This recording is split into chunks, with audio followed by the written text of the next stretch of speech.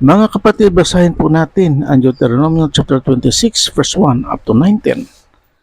At mangyayari pagka nakapasok ka sa lupain na ibinigay sa iyo ng Panginoon mong Diyos, na pinakamana at iyong inaari at iyong tinatahanan, na iyong kukunin ang mga una sa lahat ng bunga ng lupain na iyong mga pipitasin sa lupain na ibinigay sa iyo ng Panginoon mong Diyos, at iyong isisilid sa isang buslo, at ikaw ay paroroon sa dakong pipiliin ng Panginoon mong Diyos na patatahanan sa kanyang pangalan.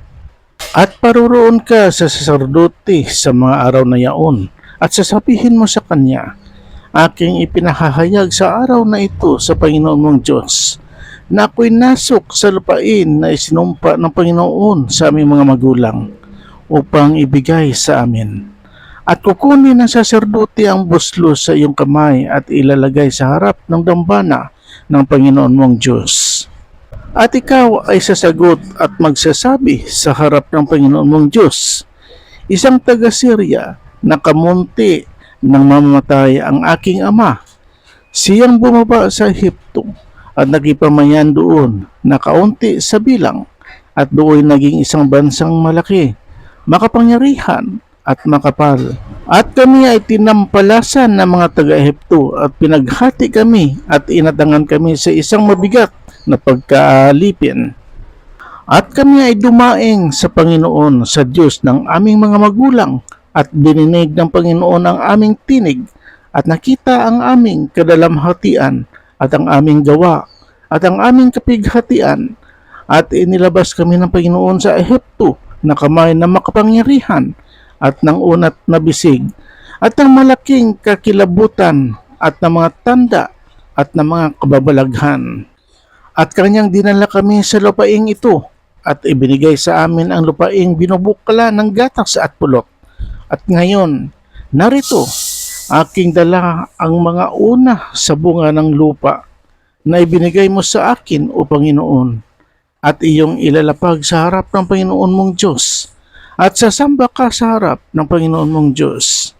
At magagalak ka sa lahat ng magaling na ibinigay sa iyo ng Panginoon mong Diyos, at sa iyong sangbahayan, ikaw at ang Levita, at ang taga-ibang lupa na nasa gitna mo, pagkatapos mo ng pagbibigay ng buong ikasampung bahagi ng iyong pakinabang sa ikatlong taon, na siyang taon na pagbibigay na ikasampung bahagi, magbibigay ka nga rin sa Levita, sa taga-ibang lupa, sa ulila at sa babaeng bao, upang sila'y makakain sa loob ng iyong mga pintuang daan at mabusog.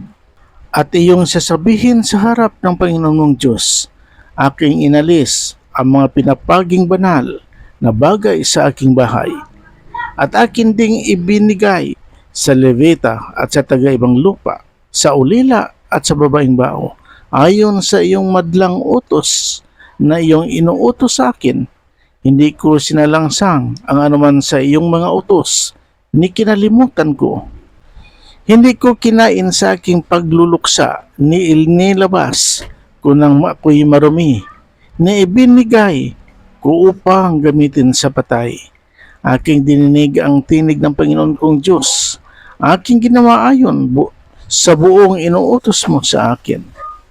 Tumungo ka mula sa iyong banal na tahanan mula sa langit, at pagpalain mo ang iyong bayang Israel at ang lupa na iyong ibinigay sa amin, gaya ng iyong isinumpa sa aming mga magulang, na isang lupang binubukalan ng gatas at pulot.